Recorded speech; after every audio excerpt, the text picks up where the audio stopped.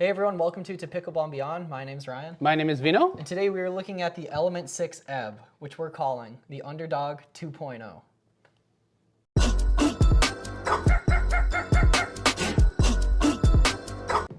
Hey Ryan, so right off the bat, how would you characterize this paddle and how does this compare with the flow that they have? Yeah, so I've been using the flow now it's been probably 3 or 4 weeks. This had become my main paddle. And the only issue I was running into is I was just having slightly too much pop. If somebody was driving at me, even if it felt like if I held the paddle still, it'd still end up going long, little bits like that. And that's where the Ebb shined for me. Let's go a little bit on the dimensions, right? Yeah. So this one is at, what's the length on this? It's 16 and a half, whereas this length is 15 and 3/4. Yes. So about 3/4 inch less. 7.4 width, and this is almost 8 width. Yes, it's 8, yep. Same kind of grip, very nice grip. Like we both agree, it's one of the best grips out there. Yep. The grip length is short, Yep. almost by an inch. Yeah, the handle length short. is 4 3/4 inches on this guy. Yes. So how does that compare to the playability? So it all goes down to personal preference, Yes. obviously. But this is definitely a control-oriented paddle. Just going with the super 8-inch wide body paddle. And I just want to jump straight into the control right away. Boy, was this a lot easier to control compared to the flow. Like, it's always fun to compare the same company, their elongated shape versus a wide body. And I had a smile on my face right away when I hit my first dinks with this paddle. I was like, oh my goodness, Element 6 did it. Like, it still has that awesome power aspect to it, but sticking on the control, the dinks were still phenomenal. Okay, and I'll just throw some numbers there. So on this, we got a twist weight of 5.4, and this got a twist weight of 6.4. So immediately, what you're talking, it shows on as far as specs go.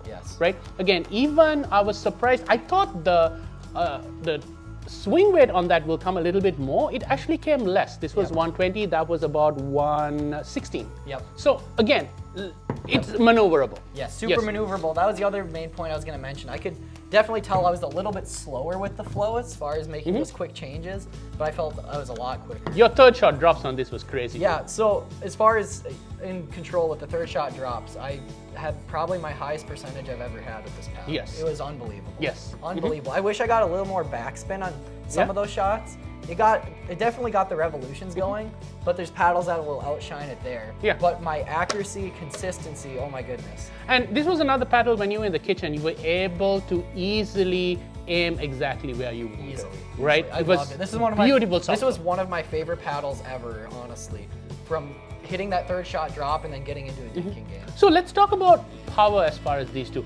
This is a little bit on the higher poppy side. Yes. So how did you compare, how did you find this to be compared to the flow?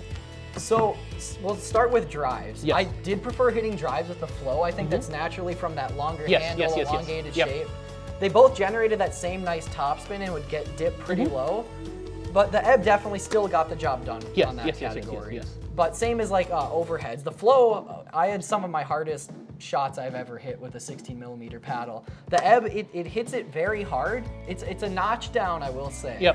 But it offers enough, which I loved. And my favorite part about it was it got rid of that poppy aspect of it, where I was just making too many slight errors or mistakes. When I'm hitting some drops, there was just a little more pop in consistency with the flow, or if somebody's driving at me, this was able to handle it much better. Much better. Yes, I totally agree. So from adaptability standpoint, would you say it's much easier to adapt to this than this? I was just about to say that. It's much easier to adapt to this if you're okay with the handle. Yes, that's the catch. That's the catch. For me, because I personally had been playing with the ace spade for a long time, then the flow, so I'd gotten used to that elongated shape for two-handed backhands, just even, the paddle position, everything, it just changes. And just after I was able to break through that, I think that was one of the challenges. If you're not used to that like I was, you could jump in straight away. Fantastic. Again, value for money, these go for about $179. I think it's fairly priced. They have a couple more that we will soon review. I'm very excited to try to review their 16E, which is like the standard shape and the longer handle, see how that goes. But we were very impressed with this paddle, just as we were impressed with this. And as far as spin goes for both of these, I'd say they were both similar. You get a little more just with, again, with the shape. Yeah. But they have the same surface on it, and it gets a lot of spin. But there are paddles that will outshine it. But this definitely does beat out plenty of other paddles. Yes, yes. I would put it on the higher tier as far as spin goes. Yeah. There's good dwell as well as there's kick from the surface as well. So right up there. We enjoyed it. Yes.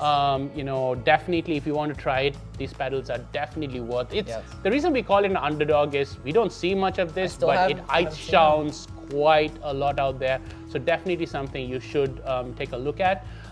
Please subscribe, please comment. We love hearing from you and hope to see you in another paddle review. Thank you.